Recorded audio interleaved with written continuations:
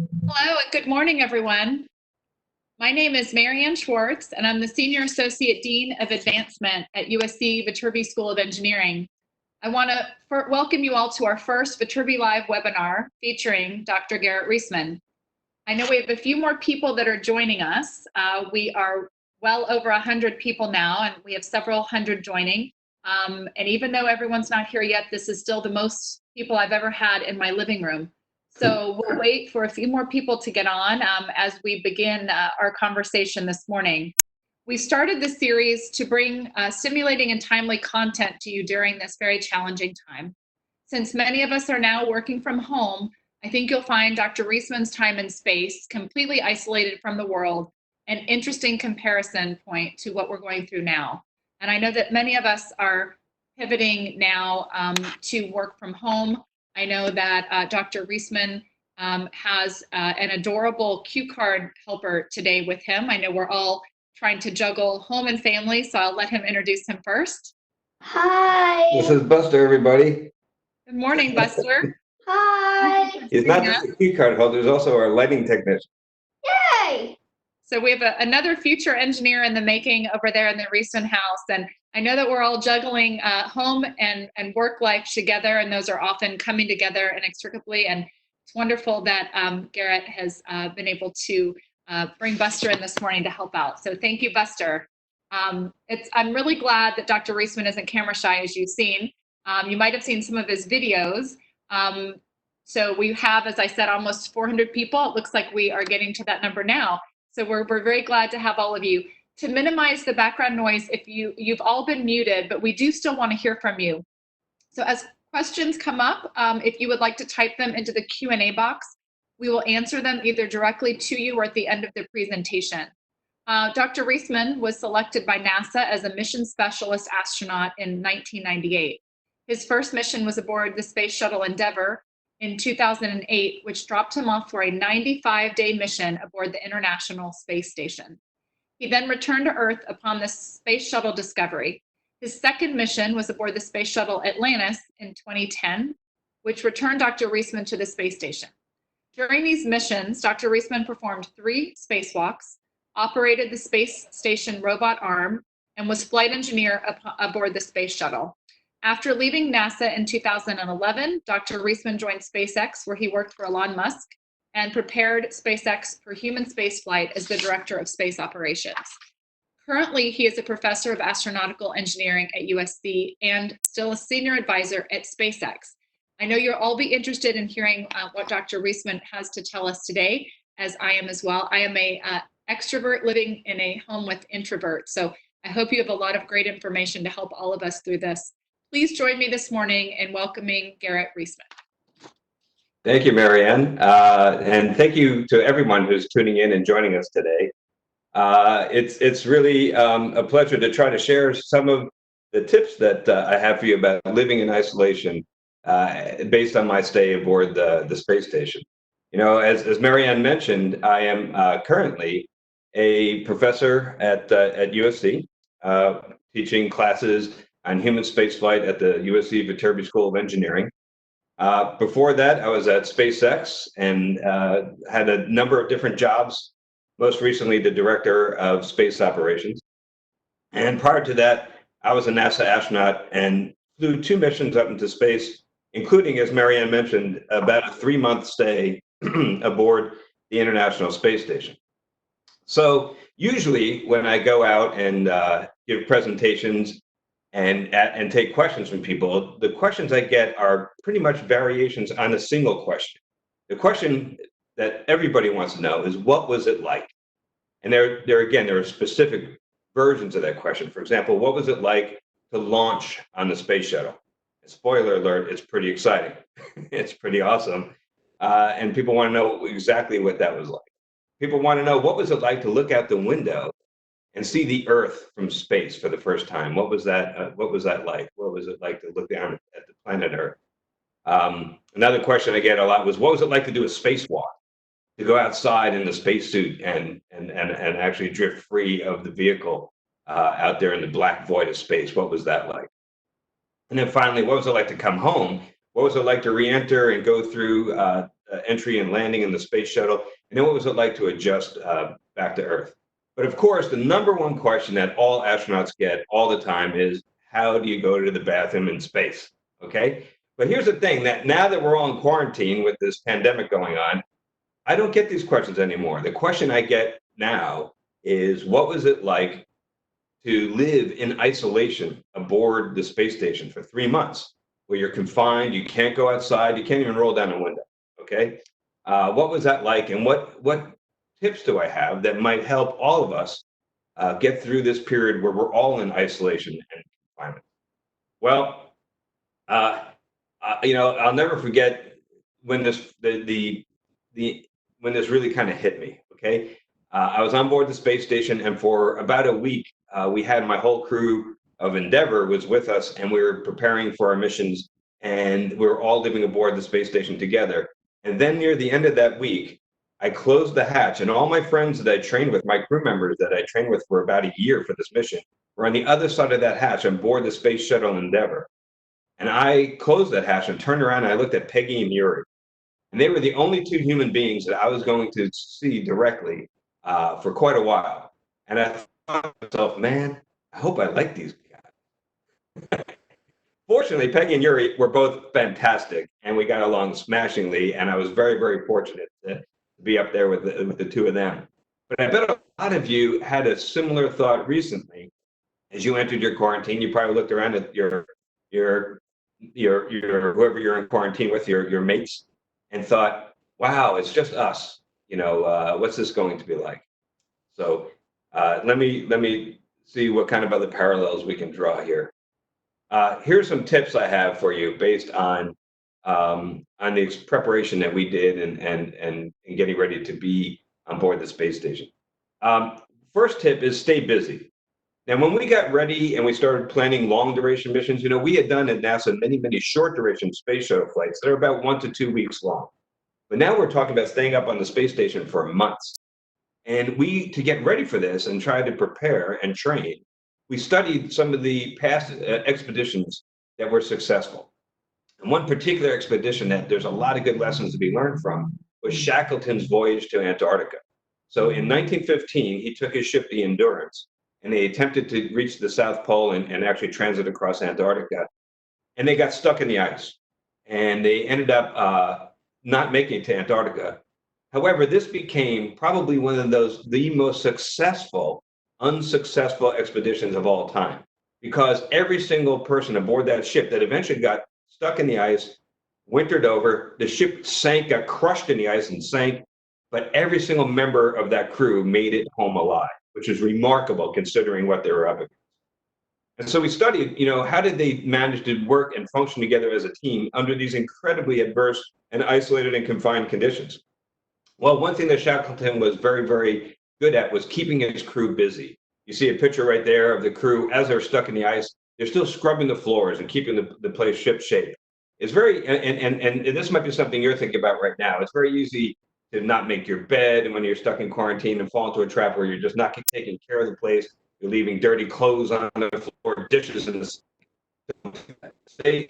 keep up, keep productive, and you'll and keep your workspace, your home space nice and tidy, because that will give you psychological benefit, as it did for the crew of Endurance. And the important thing is stay busy doing things that feel like you're accomplishing something, whether it's just taking pride in cleaning up your workspace.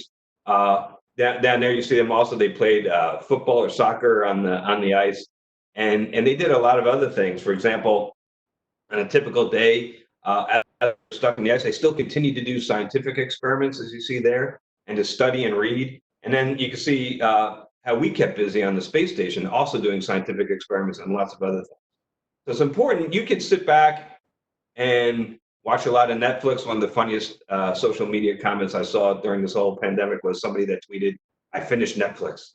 And you can do that, and it's good to relax a little bit and take advantage of some of this downtime. But if you're a type A person like I am, and probably since you're tuning into this webinar, you probably are too, you need something to do that's not just busy work or passive. You want to do something active that makes it feel like you're doing something productive.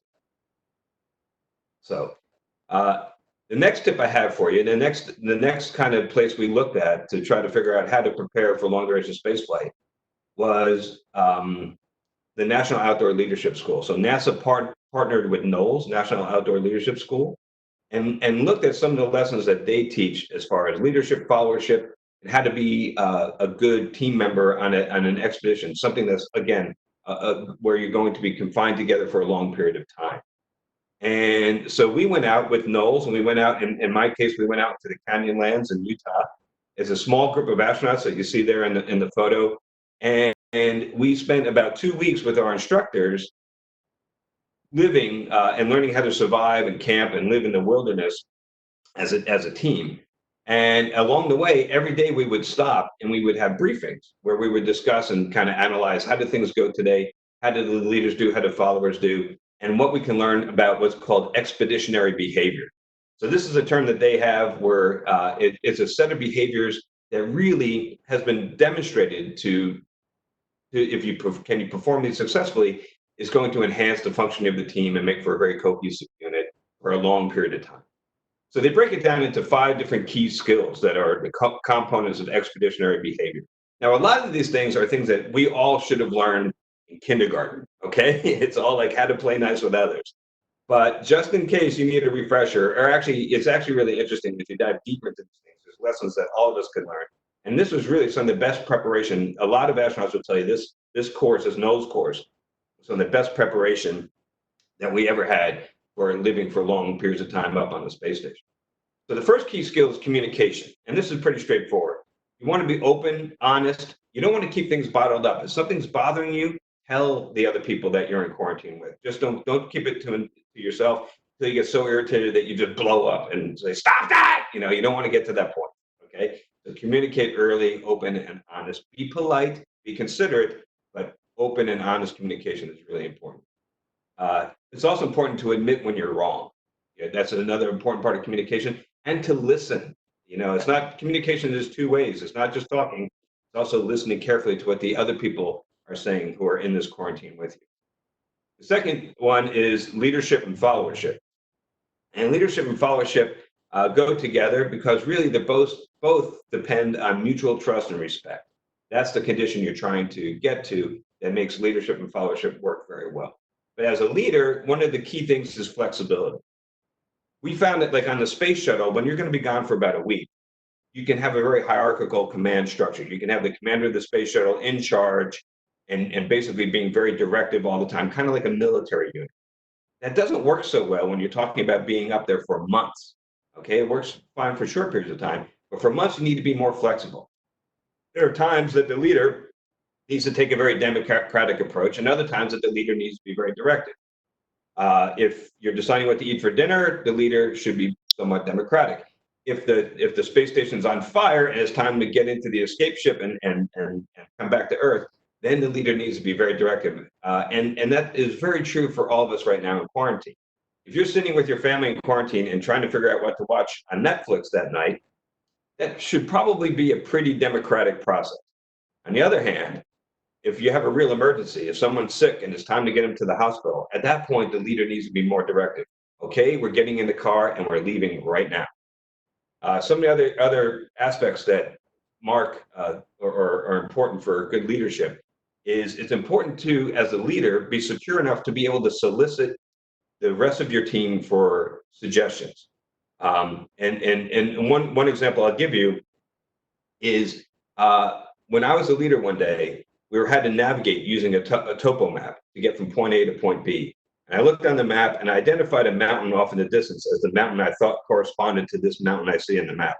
And we started heading in that direction because that was the direction where we thought we would find water. And I said to my team, okay, everybody's job is to prove to me that that is not the mountain I think it is, that in fact we're heading in the wrong direction. And so I made it their job to tell me I'm wrong. That's a hard thing to do as a leader, but it's important that your followers feel comfortable enough to suggest and speak up when things are not going right. Because if they're too intimidated to do that, then bad things can happen. So as a follower, you have to be supportive of the leader. You can't just be, you don't want to be just constantly being a pain in the neck. You want to support the leader in the general direction that that leader is taking the group and the team's goals. But at the same time, you have a responsibility to speak up and contribute politely, diplomatically, but to do so when you think things are not going the way they should go. Another thing is that it's important for a leader to lead by example. So this was very clear to me when we had some of the military members of our group, when it was their turn to lead. I just by watching them, I learned a lot. So what they would do is they would be, first of all, the first one up in the morning. They would be the one that works the hardest. They'd be the last one to go to sleep. They had to lead by example. They also had to be prepared. So it's really important for a leader to first of all, hope for the best and be positive, but always plan for the worst. You have to be ready for the absolute worst case. So as a leader, not only did the military people just naturally be positive and encouraging, they also always had a plan B and a plan C and a plan D, well thought through and ready to go when things didn't go as we expected them. So think about your situation right now. What are you going to do if somebody in your quarantine does need to go to the hospital? Do you know where you're going to go? Do you know how you're going to get there? Is there enough gas in the car to get where you need to go? What are you going to take with you when you go? Do you have that ready to go and packed in the bag so you can just grab it and go? These are the types of things, thinking through those worst case scenarios and being prepared for them are what good leaders do. So that's leadership and that's followership. The next thing on the list here is self-care. So you have to be aware of your own well-being. You have to take care of yourself. You can't ignore your own needs and only think about helping the team, because in the end, that will bring the team down if you become a burden, basically. So one example I'll give you is that one of the problems we had out here in the wilderness, and you can see those giant packs we were wearing, we were walking for very long distances, carrying a lot of weight. We had 70, 80-pound packs that we were carrying for these 2 weeks and covering large swaths of distance in a single day. None of us were really used to that. And so all of us had problems with blisters on our feet that we would get because our feet weren't accustomed to this type of use. Now, if you're going to be a hero and take more weight and say, yeah, my feet hurt, but I'm just going to ignore it and charge on, eventually that's not going to be sustainable. You're not paying attention to your own well-being, and it will get so bad that you will have to get medical assistance. We're going to have to stop the whole group, and then we're going to have to go very, very slowly as you hobble along and we try to nurse you back to health. So the end result is not good for the team, even though you think you're doing the right thing by being a hero. And so you have to really be honest about your own strengths and weaknesses. Another example is, as leader of these teams, one of the hardest things I had to do was try to convince members of my team to take weight out of their pack and let somebody else carry it. And we had a variety of different levels of ability as far as physical strength and stamina, and everybody wanted to do their full share. Nobody was comfortable carrying less than the average weight in their backpack. But the problem was that if they overloaded themselves, they would eventually become a burden. Their blisters would get worse, they would go slower.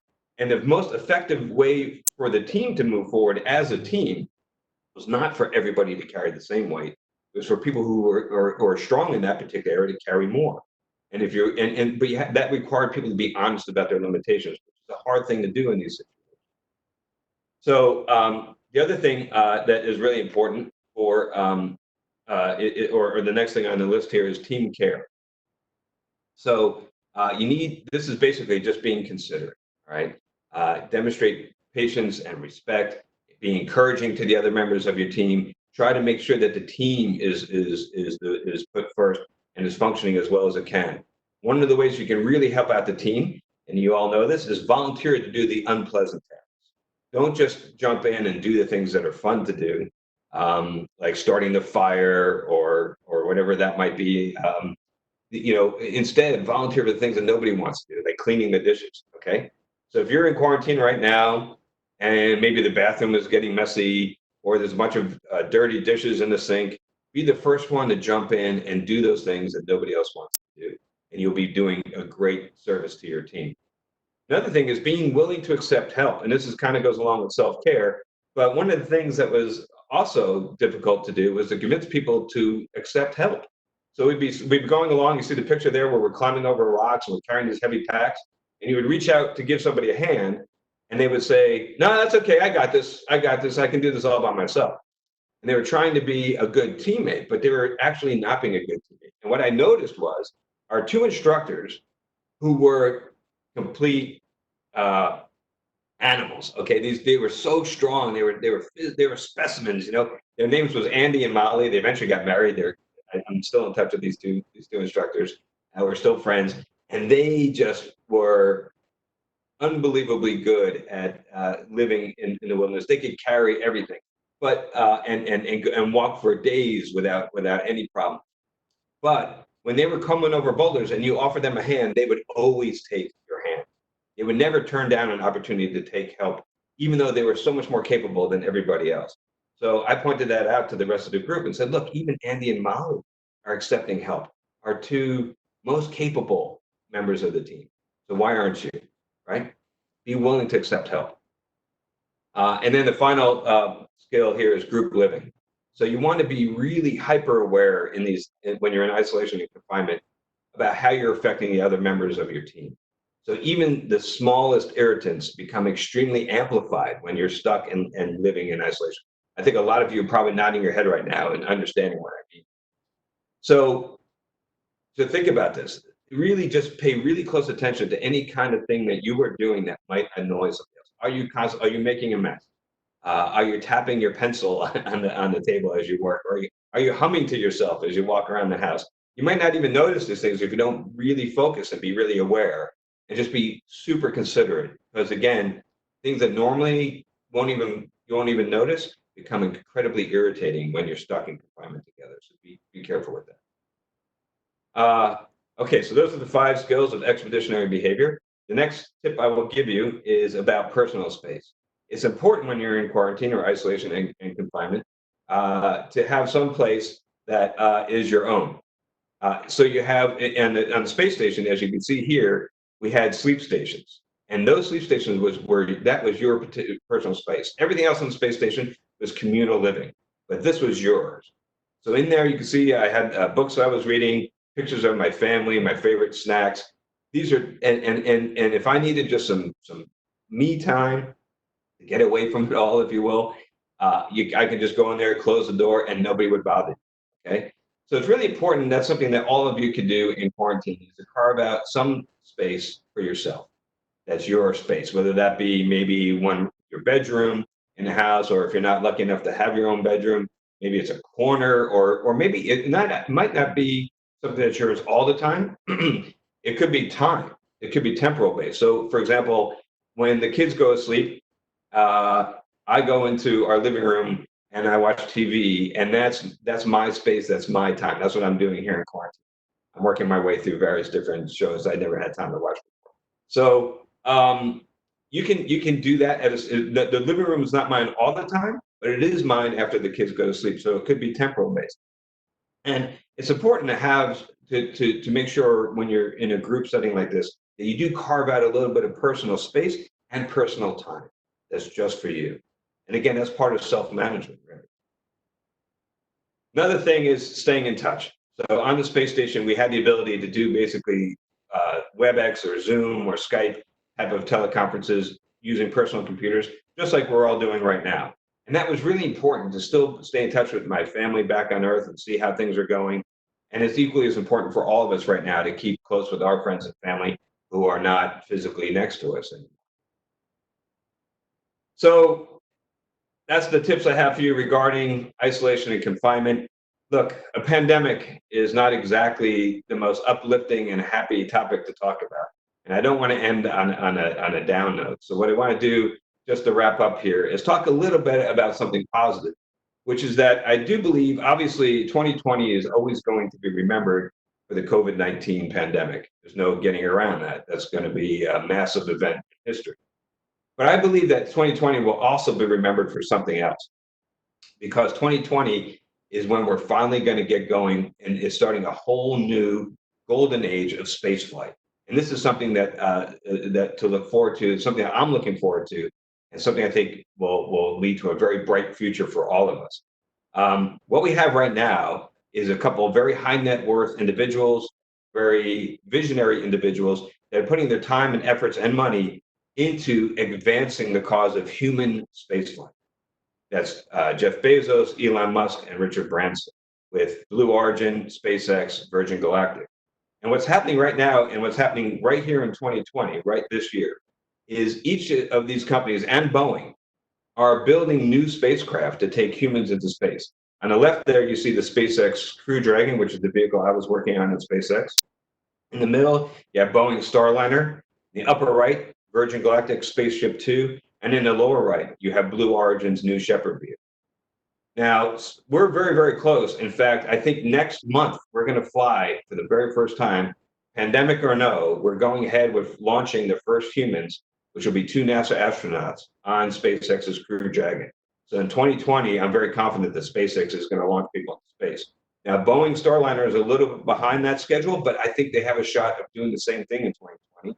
And I think Virgin Galactic and Blue Origin, if they're not affected too much by the pandemic, will also have the possibility of flying tourists on their spacecraft for the very first time. So it's still possible that in 2020, all 4 of these brand new vehicles fly with people for the first time and open up a whole new possibility for commercial spaceflight, including the time when all of us, if you want to go to space, can just buy a ticket and go. So I think that the future is going to be heavily influenced by what happens with this year, because this is just a start. What happens next is going to be incredible. So for quite a while now, for about 9 years, the United States of America, since we launched the last space shuttle, no longer has the ability to take men and women into space. We have to ask our good friends, the Russians, to take our astronauts up to the space station. And really, that is not the place we should be in as a country. Okay, we led the way in space, and we should have this capability. Now, I'm here to tell you that that ends this year. That painful gap where we have lost the ability to send people into space will be over as soon as SpaceX launches that Crew Dragon with NASA astronauts American soil and American rockets. And that's just the start, because we can do great things once we are reestablishing our ability to fly NASA astronauts. Like I said before, the thing that's different is we have the ability actually to fly the general public, which is what we'll start doing. So at SpaceX, we've already launched a Crew Dragon up and had it dock to the space station and come back with nobody on board, fully autonomous, just to check it out. But in another month, we're going to be launching people, and then it all begins. So stay tuned. We'll get through this pandemic. We can do this. We're strong. Just follow the advice that you're being given by all the people that know what they're talking about. We'll get through this, and then when we come out the other side, we got this grand, incredible new golden age of spaceflight to look forward to. So thanks again for joining us today. And with that, I'd be happy to take any questions. Well, thank you so much. That was very interesting. I think I learned a lot about my isolation here at my house and what my role is as well. Some things that I can pivot on, certainly from today's talk, particularly about expedition behavior. That was fascinating. So we have a few questions that have piled up in our Q&A here on WebEx. And if while we're beginning to ask questions, if you want to go ahead and dock yours here in Q&A, we'll be sure to get to those either during the conversation, or we'll get answers to you individually when we're finished. So we had a lot of questions, Dr. Reisman. Many of them you've heard before, generally about space flight, space travel. Some questions about how to become an astronaut through getting a master's degree at USC Viterbi, and others about isolation and how to get through this. And you've given us a lot of great tactical tips. So I wanted to go through those quickly and get some questions answered. So we talked a lot about tips that you had for getting through your time in space. Unfortunately, none of us had the opportunity to prepare in the way that you did for this isolation.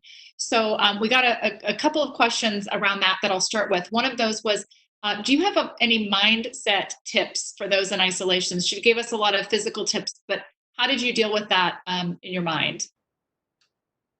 Yeah, that is a very good point. So none of us chose. I mean, I knew actually 4 years in advance of my space station flight what to expect, and I had all that time to get ready. And none of us chose to be in quarantine for this pandemic, and it just happened all of a sudden. So that is quite different. But along the lines of the thing about staying busy and doing things that are productive, hey, this is a great time to study these topics. The fact that you're watching this webinar is a great start, but you can read about Shackleton's voyage.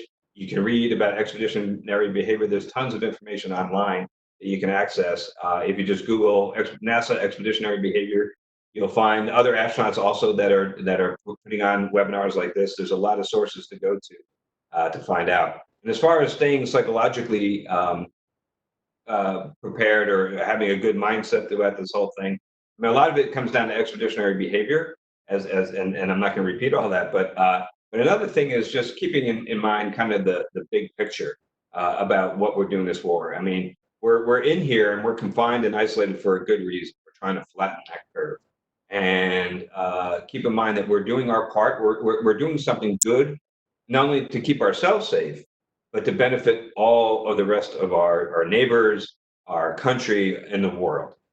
And so the fact is, you're doing something not only that is protecting yourself, you're doing something that's quite altruistic as well. And so keeping that in mind and getting through the pessimism that dominates the news, and think about it optimistically about the fact that you are doing something that's helping the whole world. Hopefully, we'll keep you having a positive mindset. We're on the space station, it was much easier because we knew why we were up there and why we're voluntarily confining ourselves. It was for the further the cause of human spaceflight. But there's a reason we're doing this quarantine as well. Keep that in mind. I think that's great advice to keep mission focused while we're here doing our part. Thank you for that. As a follow on to that, and knowing that astronauts are really chosen and go through quite a bit of psychological testing, perhaps this wasn't an issue, but we did get a question about, did you ever have a panic attack in space or anything that looked like that when you were in isolation? And if so, how did you handle that specifically? Well, there was this one time that Peggy ate all the Pop-Tarts, and then I started freaking out a little bit. No, actually, that didn't happen, actually. But no, I was fortunate to fly with all my crewmates, not just Peggy and Yuri, but I flew with over a dozen people up in space at different times, and they were all fantastic, and I can, I was very, very fortunate with that. Now we can't all choose our quarantine mates the same way, so you kind of have to make the best of your situation if you're stuck. But I would say there was never any time that there was any kind of panic or anything like that. There were some times that there were some scary things that happened. A couple of times during my spacewalk, at one point I was translating across the back of the space station. Instead of having nice handrails to hold on to, I just had thin pieces of webbing, and that Kevlar webbing was hard to hold on to with the pressurized gloves, and started slipping out of my fingers, and I felt my grip getting loose as I was near the end of my 7.5 spacewalk, and my hands were getting very tired. That was a little scary, but then I got this big burst of adrenaline from that fear, and then the helmet held on tighter, and it was fine. And then another point when we're getting ready to come home, I remember we were testing out the shuttle systems, and we saw a piece of the shuttle come loose and float away from us and go out into space. Now, most of the pieces of the space shuttle you need. There's not a whole lot of like ornamental parts. So that was a little disconcerting. But fortunately, my crewmates had a really good reaction, and he told me, "Hey, give me a camera." And I handed him a camera, and he took some really great pictures of that thing. We sent them down to the ground, and within an hour, they came back and told us, "Oh, actually, that is one of the very few things that you don't need, and everything's going to be fine." And we were able to come home. But for about an hour, we thought that we were going to have to probably go back to the space station and hunker down and wait for another space shuttle to come up and get us on a rescue mission. It was a very bad feeling. So there were a couple of times like that. But again, we just relied on our training and our professionalism to kind of carry us through that. There have been cases where people did deal with a little bit of depression up in space, and that can be a very, very difficult thing when you're isolated and dealing with some mental health issues like that. We relied on experts on the ground to help us through that. None of that happened with any of my crews, but historically that has occurred. And so I would just advise the same way, which is get help. When we're up on the space station and we have any kind of mental health or medical problem, we have a whole team of people on the ground that are ready to step in and help and get us through that. But you do too. If you're dealing with something like that in quarantine, you can reach out and there's a lot of physicians and helplines that are out there for both physical and mental health right now, where they can do telemedicine and help you get through it. So don't feel like you have to deal with it all yourself. Reach out, get help. Great. Those are great tips. And it goes back to the exploration behavior that you talked about in communication and leadership and team care. So thank you for reflecting back to those. So we have a few more that have come in, and then some nuts and bolts questions about space. We had someone recommend a teen fiction book, Shackleford Stowaway by Victoria McKernan. So if you're home with your family and looking for something to read together, maybe for family book club, that might be kind of fun to do together. So that's a great suggestion. Thank you, Denise. And then we had a question. Your optimism and enthusiasm for space travel and exploration encourages this child of the 60s. For this current situation, of the 5 needed survival skills listed, which one would you say is the most critical? Wow. As far as they're all important, but I think the one that gets the ones that get overlooked the most are probably followership, because we always talk about leadership. We don't talk about followership very much. It kind of gets short thrift. So I would focus on that just because it's something we don't usually think about. But being a good follower, being a good member of the team is actually more important than being a good leader, especially in isolation and confinement when it's, again, a pretty flat hierarchy. You don't really have like a military commander. So I would say that and self-care. I think those are the two. The rest of those skills are things you've probably thought about before, and really, again, are probably things that you've been taught ever since kindergarten. But I think that being a good follower and exercising good self-care are things that maybe are something you haven't thought about before, and that's really something that you can focus on. And did you have any experience having to settle any conflicts in space? Fortunately, no, because that could get very difficult. And the best thing, if you do have a conflict inside your quarantine, the best thing to do is try to take as much emotion out of it as possible. Be calm, be rational. Don't let things get too heated. I never really had any conflict with any of my crewmates, and that's something I consider myself very fortunate. We had philosophical differences. We had discussions where we were not seeing eye to eye on particular issues, and we're about to have conflict right here. But no, there were situations where we had discussions, but again, we kept it very, very civil. Did not get heated or angry. Maybe remembering the mission again is a good. Yes. So we have a few more questions about that, and then we do want to jump to some more big picture questions about what you talked about, which is kind of this new golden age of spaceflight that's coming as well. So we want to get to those too. So I wanted to assure everyone who's on that your questions, a lot of people are giving some very nice feedback to you as well, and we will be sure that Dr. Reisman gets that when these are over. So if you have any other thanks to share, expressing gratitude is a wonderful way to get through isolation. So if you want to express that, we'll be sure that he gets those as well. And in addition, we were asked if we'll share the slides. This presentation is being taped, so you'll be able to access the full version of this as well as be able to see the slides. So that's a great question for those of you who are wondering and asking. We wanted to get to a few more nuts and bolts questions. Someone asked, and I think this is on a lot of our minds, we're all doing a lot of housekeeping, and that's great that you mentioned waking up and making your bed and those things that we know get you into sort of that the space that you have and share with others is tidy, but it also gets you into this rhythm. So someone asked, do you have to do laundry in space? Oh, that's a really good question. Actually, no. The problem is that we don't have a microgravity washer and dryer and that capability. So what we do is we just throw our clothes away, which sounds very wasteful. But one thing you have to think about is that it's a very sterile environment. There's no pollen in the air, no organics other than yourselves. And so things stay pretty clean. There's no dirt or anything like that. We do work out every day, so you do sweat. But other than that, there's really no other source of things that are going to make you smelly. So as a result, you can wear the same pair of pants for weeks. You can wear the same shirt for a whole week. You do change out your underwear a little bit more frequently. That's true. But so you wear things for a long time, but when you're done and when it's finally it's time to change. Then you just throw it in the trash and it goes into a cargo ship, like the Progress or the Cygnus or something that does not have a heat shield, and it just all burns up with the rest of your trash in the atmosphere. I'm going to wait for Mission Control to send me one of those. That sounds like what I need right now. Yeah. Thank you. Those types of things are fascinating for all of us. We have sort of a big picture question here, and we'd love your thoughts as an engineer as well, as an astronaut and professor here.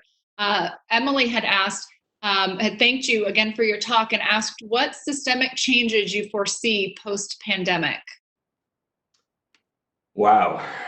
Well, I think first of all, it's going to be a while before we get back to normal life. So I anticipate a gradual approach to normalcy, I suppose. So I see even we're not going to just say, okay, it's time to end the quarantine. I don't see that happening. I see, a phased approach where it might be regional, depending on testing, and where there's still hotspots. I think that we'll originally allow gatherings of small groups, and maybe up to 10, maybe then up to 20. But I think it's gonna be a long time before we're all sitting shoulder to shoulder in movie theaters again or concert halls, or having gatherings of thousands of people. So we're eventually are going to get there, but I think you're going to see a gradual approach. And then what I really systemic fashion is just an appreciation of one of the things I talked about before as a leader is the importance of preparing for the bad day, not just hoping for the good day and going just with that and not preparing for the bad day. We need to be better prepared for events like this, because something like this will happen again, whether that be a pandemic, whether that be an economic collapse or war or something hard. There are going to be other tragic events that will befall us, and we need to make sure that we are not just thinking about it during the bad days. We need to think about it during the good days and be better prepared, so that when the bad day comes, we are ready to go. And I don't think we did a good job of that this time, to be honest. Thank you. Someone asked a great question. How did you maintain the power of your computer in space? Well, the space station has massive solar panels on the outside that provide several kilowatts of power, and there's plenty for us to power not only our computers but also all the ship systems, the life support systems that keep us alive, all the power to our scientific experiments, and to the attitude control system. So basically, everything we need on board the space station is powered by solar electricity. Wonderful. Thank you. So we had a few more questions. Someone asked some questions just generally. Is NASA involved in the manned space flights by SpaceX and the other private enterprises that you mentioned? For SpaceX and Boeing, absolutely. So this is something that there's a misperception out there that SpaceX is doing this all by themselves or Boeing's doing it all by themselves. Actually, that's a public-private partnership. The Commercial Crew Program has equal partners between NASA and the commercial providers. And so NASA is extremely involved, not only in sponsoring the program and providing the crew, but also being involved in overseeing the design and certification of both of those vehicles. Now, it's a little bit different when you talk about Blue Origin and Virgin Galactic with New Shepard and Spaceship Two. In those cases, they're doing it on their own. They do have to deal with the FAA for certification, just like you deal with the FAA to certify a new airplane. But primarily what the FAA is interested in is just the protection of the uninvolved public. So they don't get nearly as involved in trying to review the design of the ship like NASA does with SpaceX and Boeing. So that's a little bit different. But in the case of the vehicles that are going to orbit, which is SpaceX and Boeing, NASA is heavily involved. And someone asked along that lines, they wanted to know how close we are to members of the public being able to buy tickets and get on some of these flights. We're already there. You can go out right now and buy a ticket on Virgin Galactic, and I'm pretty sure you'll be able to do the same thing with Blue Origin as well. And actually, you can actually also sign up. There's a company called Axiom, and SpaceX itself is basically taking money right now to go on orbital rides up to the space station on the Dragon, and then even Starship is ready to take rides around to the moon. So you can actually, that's starting right now. Now, I have to admit to you when you say to the general public that the price tags are pretty high. Even the suborbital flights, so Virgin Galactic and Blue Origin with New Shepard and Spaceship Two are offering basically 15-minute rides. You basically go straight up and straight down. That's what we when we say suborbital, we mean we're not going into orbit around the Earth. You're just going up and falling back down. So it's actually quite quick, and that is still a pretty hefty price tag. I think Virgin Galactic, if I remember right, is charging about $250,000 for that ride. Now, if I didn't have, or if I hadn't already gone to space, I would pay that. If I would mortgage the house and find a way to do it, because you will in those 15 minutes get to see.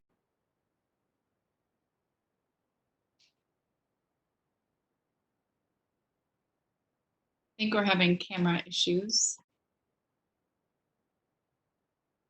So if we, on the other hand, if you want to go into orbit around the Earth, that's going to be you're going to be talking the tens of millions price range. So right now it's very expensive to be a space tourist, but that's just a start. Okay, we're going to get better at this. Keep in mind, it's like in aviation when we first started offering air travel on airliners.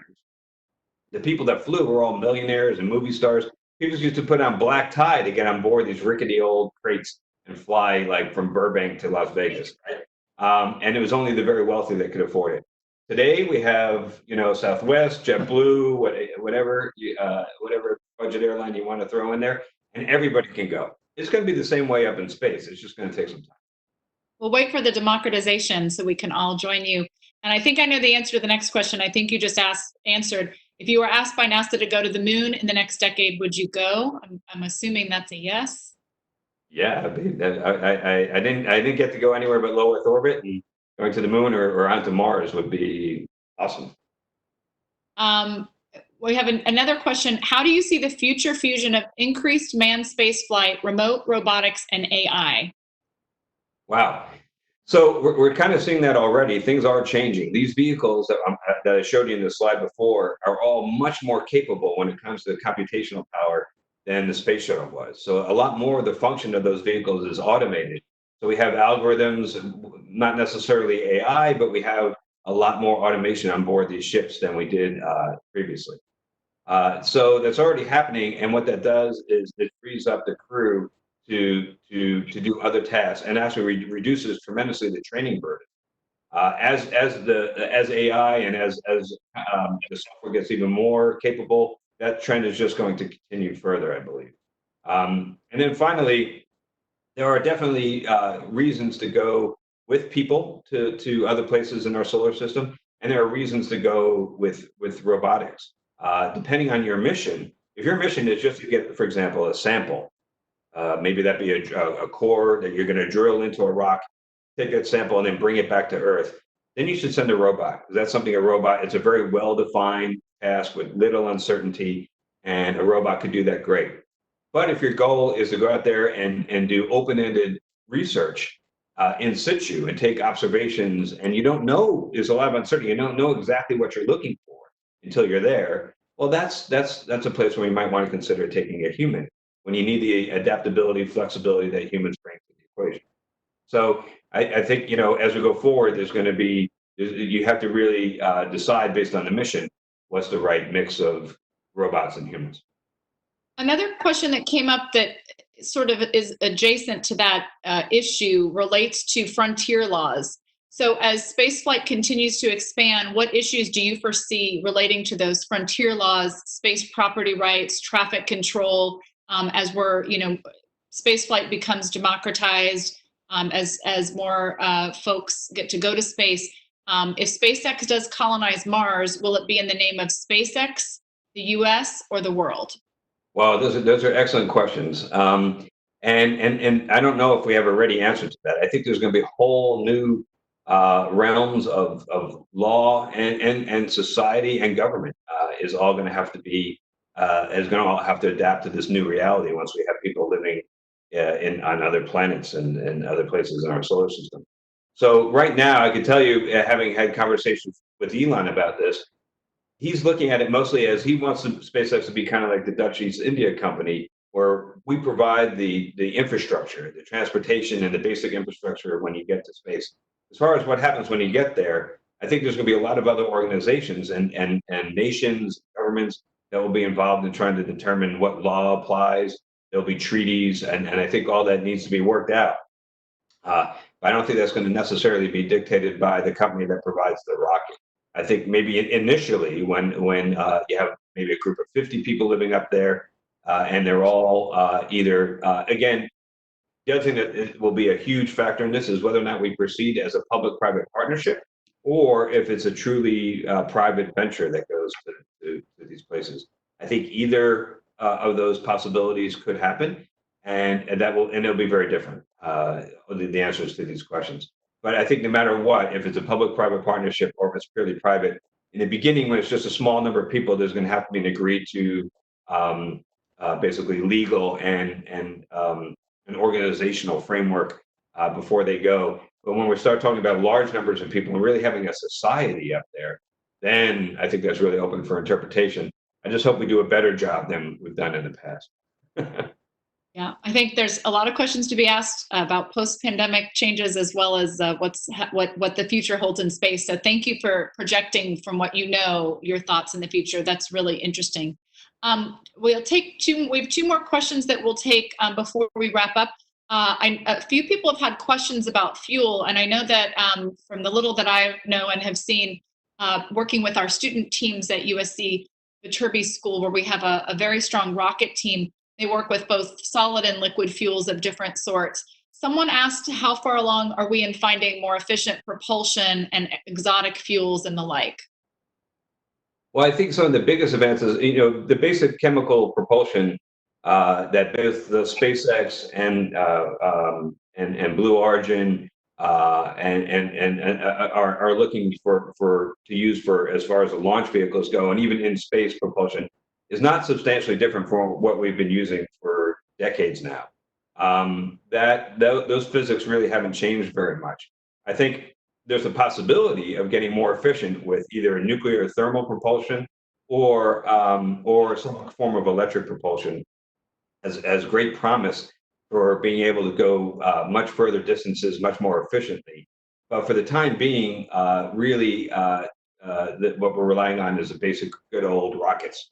Liquid chemical propulsion.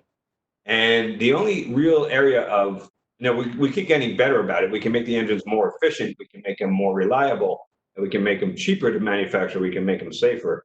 And so we are making incremental progress along those lines. But I think the biggest single advancement when you talk about chemical propulsion is the ability to make your propellant in situ. So in other words, if you can fly to Mars or to the moon, and then mine and create your own fuel to come back home, so you don't have to go there with enough fuel to get there and back. That's a tremendous advantage, because that being able to refuel your rocket for the home to come home is tremendously more efficient than having to bring everything all at once. So that's why SpaceX is looking at developing a liquid methane, liquid oxygen rocket engine, because you can get liquid oxygen and liquid methane on Mars by using the water that's available there and taking the oxygen from that, and then combining that with the carbon dioxide in the atmosphere through a Sabatier process. You can then create liquid methane fuel. So the hope is that you have a factory on the surface of Mars that generates a whole bunch of fuel, and they just sends back a signal that says, hey, the tanks are full, ready to go. And then you leave for Mars with enough fuel to get there, and you can fill up to come home. That, even though it's the same old chemical propulsion, is it would be a tremendous leap forward. Fascinating. Thank you so much. We'll take one more question. We have a lot more questions that are building up, particularly that we'll try to answer for everyone after the session, particularly that pertain to your class, one of your classes in human factors in spaceflight and sort of biological changes that go on in space and medical conditions. So we'll try to get to some of those post-event. But we did have one more that I think will help us, particularly those who've called in to talk a little bit about how to deal with isolation. We had Rosa say, as a teacher, I would like your input on working with your own kids and distance learning. And I think maybe Buster could even tell us a little piece of this before we wrap. So we'd love to hear any suggestions that you might have for everyone listening about how you handle that, and maybe Buster can help. Okay, I'll bring him up. He's getting a little fidgety over here anyway. All right. Can you And see? Buster, your dad is well lit. Good job, buddy.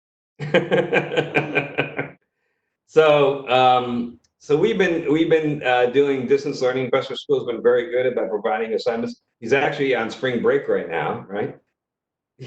So there aren't daily assignments, but we'll be picking up actually with live instruction, I think, via Zoom on Monday. And up until now, he's been getting assignments and he's been doing his work. He's actually been quite good about getting all of his work done, right, Buster? And how would you say it's been?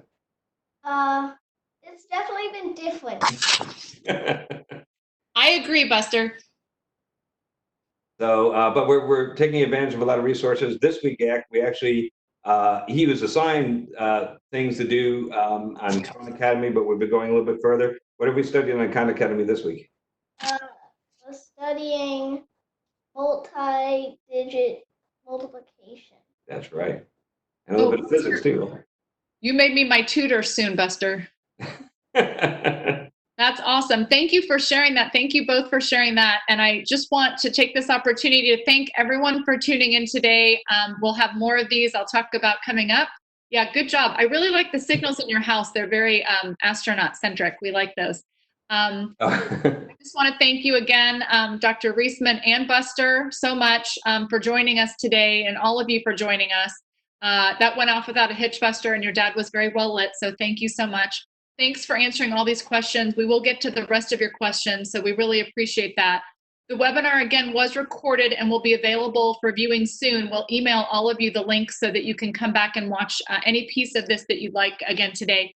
Thank you all for expressing your gratitude here. We'll be sure to get all of that to Dr. Reisman. I think it's critical to all of us in our own self-care to express our gratitude. So thank you for that as well. I want to thank my own mission control on the other side for all of your help making today so successful for everyone. And join us for our next webinar. Our next Viterbi Live webinar series featuring Dr. Andrea Armani will be Tuesday, April 14th, and this will be on do-it-yourself disinfectant methods for PPEs. This is important information to hear now. We want to continue to be sure that you all have access to all of the thought leadership happening at USC Viterbi School of Engineering. More information will be mailed out to you. We hope that you are all well. Please stay safe, be safe, and continue to fight on. Thank you, everyone.